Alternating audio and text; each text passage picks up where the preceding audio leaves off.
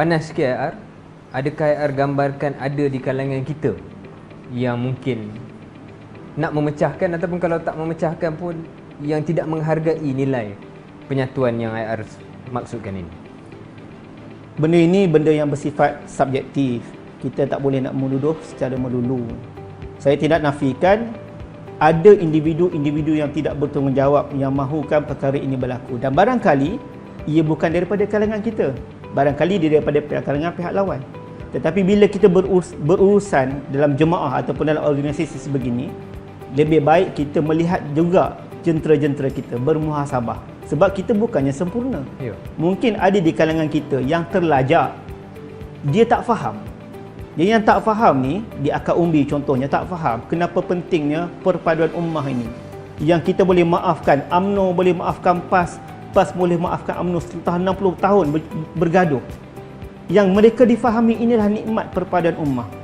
Kenapa kita tidak menggunakan formula yang sama untuk sikit lagi berdepan dengan PRU yang ke-15? Apa pun yang berlaku dalam keadaan sebelum ini, selepas kita menggantikan PH, ia adalah benda yang bersifat unprecedented, benda yang tak berlaku, yang kadang-kadang mungkin ada keputusan-keputusan yang diambil oleh kerajaan Perikatan Nasional tu ada sedikit setback kepada kawan-kawan kita daripada UMNO. Semua orang akui, bukan PAS sahaja, UMNO akui, Bersatu juga akui. Tapi ingatlah, ini hanyalah kerajaan caretaker. Saya yakin kalau adanya Majlis Presiden yang saya dimaklumkan, alhamdulillah baru semalam berlakunya pertemuan di antara Datuk Seri Zahid Hamidi, Tan Sri Muhyiddin Yassin dan juga Datuk Seri Tuan Guru Haji Abdul Adik Awang, yang di mana dalam maklumat saya, yang insya-Allah Majlis Presiden ini akan bersidang sebulan sekali secara minimum, dan barangkali akan lebih banyak sekiranya berlaku isu-isu yang kritikal. Saya rasa inilah formula yang terbaik. Maknanya perkara-perkara bersifat dasar, dia Presiden yang tentukan di dalam mesyuarat Majlis Presiden.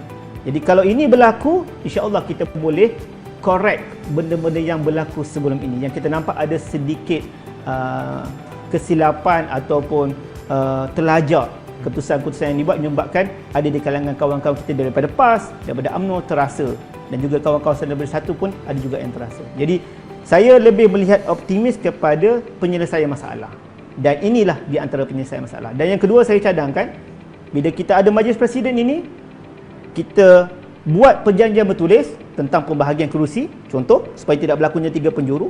Jadi kalau selepas ni siapa yang buat 3 penjuru, dia khianat. Pastikan ada perjanjian bertulis. Dan keduanya ialah kita buat perjanjian tentang apa yang berlaku pasca PRU ke-15. Maknanya kita beritahu dah, okey, siapa Perdana Menteri. Kalau ini komposisinya, berapa orang Menteri Kabinet di kalangan daripada UMNO, daripada kalangan PAS, daripada kalangan Bersatu. Biar perkara itu ditulis. Dan bila dah ditulis, wajib kita ikut. Sebab kalau siapa yang mengkhianati perjanjian, dia akan dimusuhi oleh rakyat. Itu dia jawapan saya.